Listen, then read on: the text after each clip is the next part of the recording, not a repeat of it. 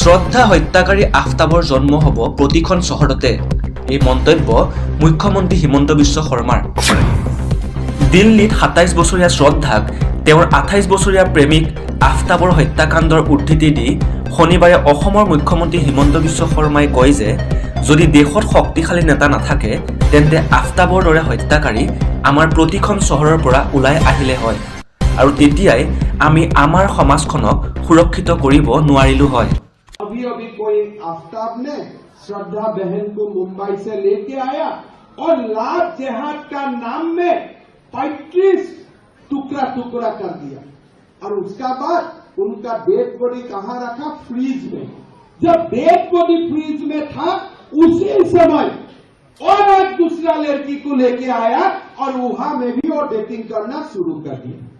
तो देश को ডক্টৰ হিমন্ত বিশ্ব শৰ্মাই কি মন্তব্য আগবঢ়াইছে চাই থাকিবলৈ প্ৰিয় দৰ্শকসকল এতিয়াও যদি আমাৰ চেনেলটো ছাবস্ক্ৰাইব কৰা নাই অতি সোনকালে কৰি দিয়ক, লগতে এটা লাইক মাৰি আমাক উৎসাহিত কৰিবলৈ একেবাৰে নাপাহৰিব। লগতে কৈ থওঁ দিনটোৰ বহুতো গুৰুত্বপূৰ্ণ খবৰ আমি লৈ আহোঁ, যিবোৰ আপোনালোকে পোনপ্ৰথমেই চাবৰ বাবে বেল আইকনটো ক্লিক কৰি দিব যাতে আমি পৰিৱেশন কৰা প্ৰতিটো বাতৰি আপোনালোকে চাব পাৰে। গতিকে দৰ্শকসকল আহকচোন বাতৰিৰ শেষৰ অংশলৈ যাওঁ। গুজৰাটৰ এখন সভাত ভাষণ দি আগন্তুক গুজৰাট বিধানসভা নিৰ্বাচনৰ প্ৰচাৰৰ সময়ত অসমৰ মুখ্যমন্ত্ৰীয়ে ভয়ানক দিল্লী হত্যাকাণ্ডৰ কথা উল্লেখ কৰে। অসমৰ মুখ্যমন্ত্ৰীগৰাকীয়ে কয় যে আজি যদি দেশত এজন শক্তিশালী নেতা নাথাকে, জাতিক মাতৃ হিচাপে গণ্য কৰা আৰু সন্মান কৰা নেতা নাথাকে, তেন্তে প্ৰতিখন চহৰতে এনে আফতাব জন্ম হ'ব আৰু আমি আমাৰ সমাজখনক ৰক্ষা কৰিব নোৱাৰিম। গতিকে ২০২৪ চনত তৃতীয়বাৰৰ কাৰণে নৰেন্দ্ৰ মোদীক পুনৰ প্ৰধানমন্ত্ৰী হিচাপে নিযুক্তি দিয়াটো অতি প্ৰয়োজনীয় বুলি মুখ্যমন্ত্ৰীগৰাকীয়ে উল্লেখ কৰে।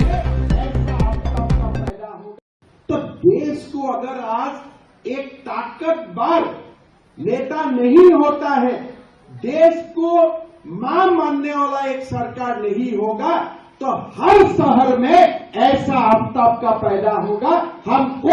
हम हमारा समाज को रक्षा नहीं कर पाऊंगा। এনেদৰে অসমৰ মুখ্যমন্ত্ৰী হিমন্ত বিশ্ব শৰ্মাই দিল্লীত শ্ৰদ্ধা আৰু আফতাবৰ নৃশংসনীয় হত্যাকাণ্ডৰ লগতে আম আদমী পাৰ্টীৰ দিল্লীৰ মুখ্যমন্ত্ৰী কেজৰিৱালকো তীক্ষ্ণ সমালোচনা কৰে। আজিলৈ ইমানেই, ধন্যবাদ।